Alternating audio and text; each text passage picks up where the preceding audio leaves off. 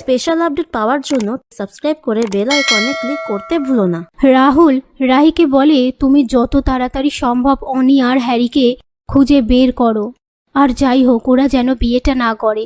ওরা দুজনেই বেকার, এই সমাজ ওদেরকে মেনে নেবে না। ওরা যখন নিজের পায়ে দাঁড়াবে আমি নিজে দাঁড়িয়ে থেকে ওদেরকে বিয়ে দেব। রাহি বলে, আমি তো ফোন করছি, ওরাই তো ফোনটা ধরছে না। রাহুল বলে, আমি অত কিছু জানি না, এই বলে সেখান থেকে চলে যায়। এরপর রাহিকে একটা মেয়ে ফোন করে হ্যারি অনি কোথায় আছে সেই খবরটা দিয়ে বলে, গ্রামের লোকজনেরা ওদেরকে জোর করে বিয়ে দিয়ে দেবে, তুমি তাড়াতাড়ি চলে এসো। এই বলে ফোনটা রেখে দেয়। সেই কথাটা রাহি রাহুলকে বলতে গেলে রাহুলের ফোন বিজি আসলে রাহি রাহুলকে মেসেজ করে দেয় যে সে কোথায় যাচ্ছে, এই বলে বেরিয়ে পড়ে। ওদিকে গ্রামের লোকজনেরা হ্যারি অনিকে বলে, তোরা নোংরামি করছিস, আজকে তোদের বিয়েই দিয়ে দেব।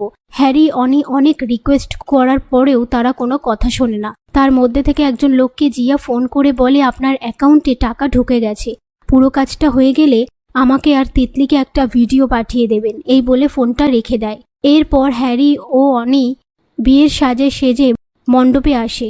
সেই মুহূর্তে রাহি বিয়েটা থামাতে বললে তারা কোনো কথা শোনে না। আর হ্যারি অনির সিঁথিতে সিঁদুর পরিয়ে দেওয়ার পর রাহি বলে, এটা আপনারা কি করলেন? তখন অনি রাহিকে বলে, বৌদিদি দেখো না, ওরা আমাদের জোর করে বিয়ে দিয়ে দিয়েছে। গ্রামের লোকজনেরা বলে ওরা নোংরামি করছিল। হ্যারি বলে, সব মিথ্যে কথা, আমি আপনাদেরকে ছাড়বো না। তখন একটা লোক হ্যারিকে ধাক্কা মেরে ফেলে দেয়। রাহি বলে, আপনারা ওদেরকে জোর করে বিয়ে দিয়েছেন, এর জন্য আপনাদের আমি জেলে ঢোকাতে পারি। এই বলে ফোন করতে থাকলে লোকটি বলে, এখানে নেটওয়ার্ক পাবেন না। এই বলে রাহিকে অনেক কথা শুনিয়ে তারা চলে যায়।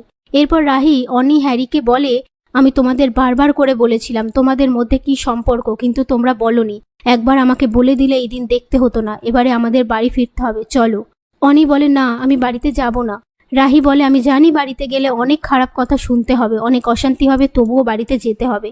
অন্যদিকে কনক অনির চলে যাওয়া নিয়ে রাহি আর তার পরিবারকে দোষারোপ করতে থাকে। ঠিক সেই সময় একজন পুলিশ বর্মন বাবুকে বলে, ওদের ফোন ট্র্যাক করে জানা গেছে ওরা মেদিনীপুরে আছে।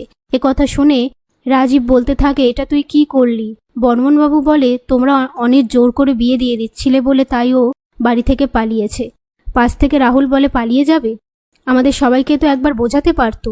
তখন রাজীব বর্মন বাবুকে বলে, আমি বাবা তো, তুমি আমার জ্বালাটা বুঝবে না। বড় মেয়েটা বাড়ি থেকে পালিয়ে গিয়ে একটা ক্রিমিনালকে বিয়ে করে বিদেশে ছিল। ছোট মেয়েটাও সেই একই ভুল করলো। এই নিয়ে কথা বলার সময় রাহি সেখানে আসে। তার সাথে অনি ও হ্যারিকে বরকনের পোশাকে দেখে বাড়ির সবাই চমকে ওঠে।